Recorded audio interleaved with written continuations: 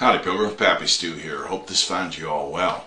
Okay, Survival Series, Part 1, Field Dressing Game.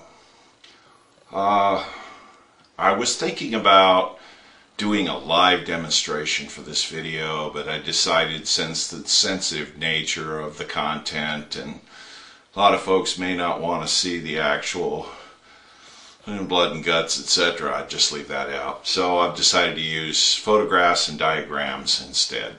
Okay, moving right along. First, let's talk about some safety tips. First of all, with small game, not so much an issue. With bigger game, when you've got it down, it's on the ground. When you first approach it, don't just walk up and assume that it's dead. If its eyes are closed, be real wary. If its eyes are open, glazed over, probably safe.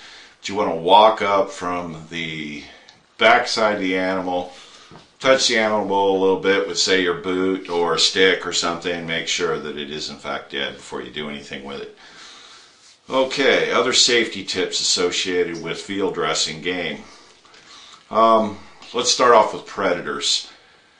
Some hunters in recent years have lost their lives paying too much attention to preparing the game, field dressing and preparing the game animal, and have been taken unawares by large predators such as grizzly bear, mountain lion, etc. So don't get too engrossed in the job. Always keep a sixth sense about what's going on around you, what kind of noises you hear, any kind of movement or whatever, and scan the horizon on occasion and make sure.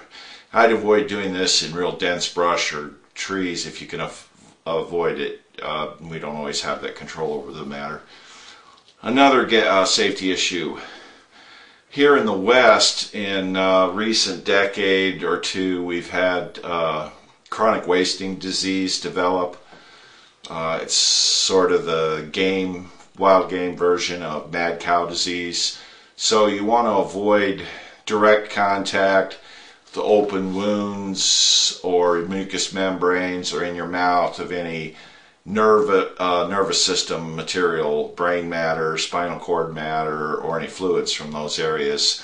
It's a good idea in your game cleaning pack or in your survival kit to carry a couple sets of surgical gloves, and if you have them, it's nice to have a good pair of safety type glasses with side shields wrap around, keep the stuff, if you get any materials in your eyes. Some of the other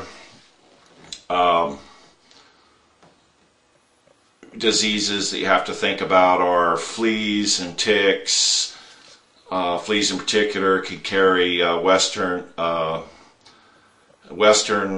spotted, I think it's the black spotted western tick, I forget the name of it anyway. Ticks and fleas carry diseases such as Lyme disease, bubonic plague, so watch out with that small game and the large game for ticks, fleas, and getting that body material in even bubonic plague.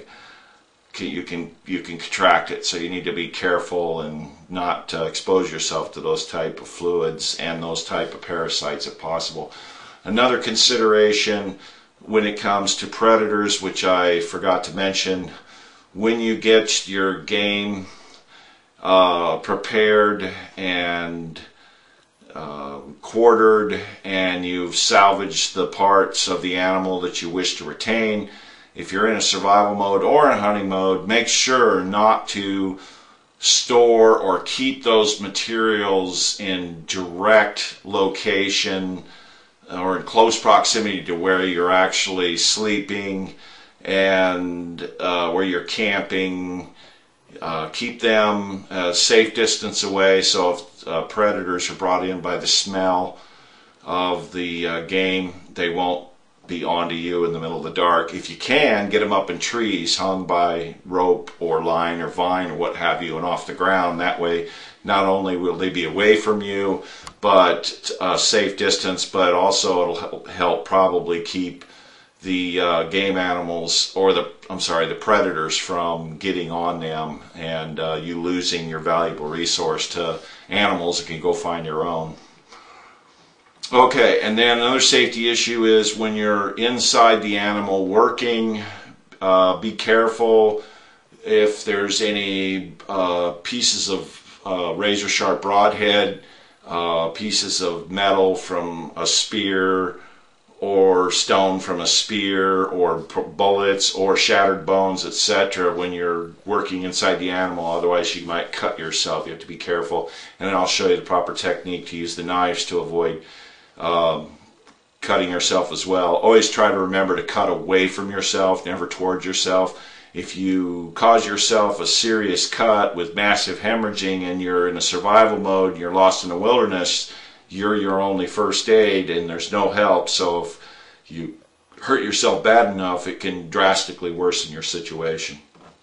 Okay, so we talked about approaching the animal, predators and considerations with predators, how to store and stay away from the game, how to avoid hurting yourself when you're doing the task of cleaning the animals, and how to avoid exposing yourself to potential infectious fluids and tissues in the animals that you're dealing with.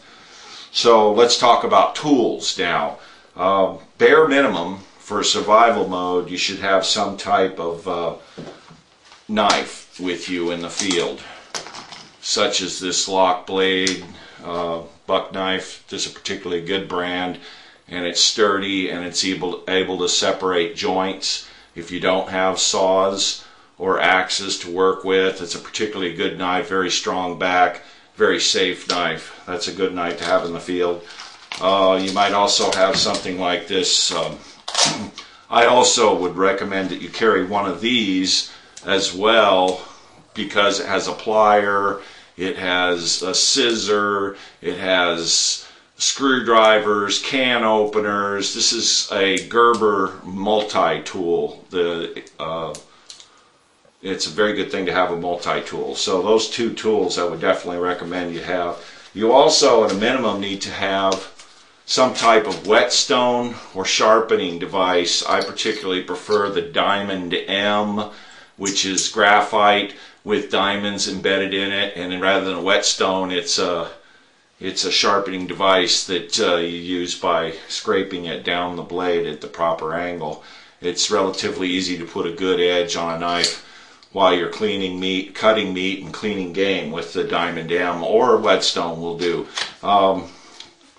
Nothing dulls knives faster than cutting meat and bone. They dulls the knife really fast, and you will likely have to sharpen your knife several times during the process of cleaning game animals. Okay, the last couple of things that I'd recommend that you have as an extra, especially if you're just cleaning game, is a bone saw. This one here is a collapsing style. I prefer this Wyoming type saw, which is a portable hacksaw basically with different types of blades.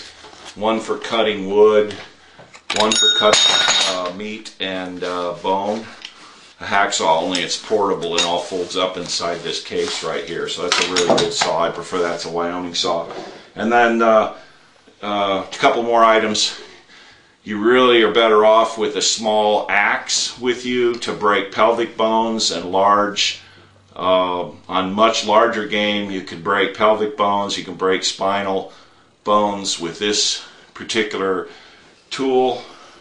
And then last couple things I'll show you is it's good to have some rope, a good amount of rope, and it's good to have these little block and tackle pulleys, because the preferable means of doing game is hanging, but if you can't, laying down is the next best thing.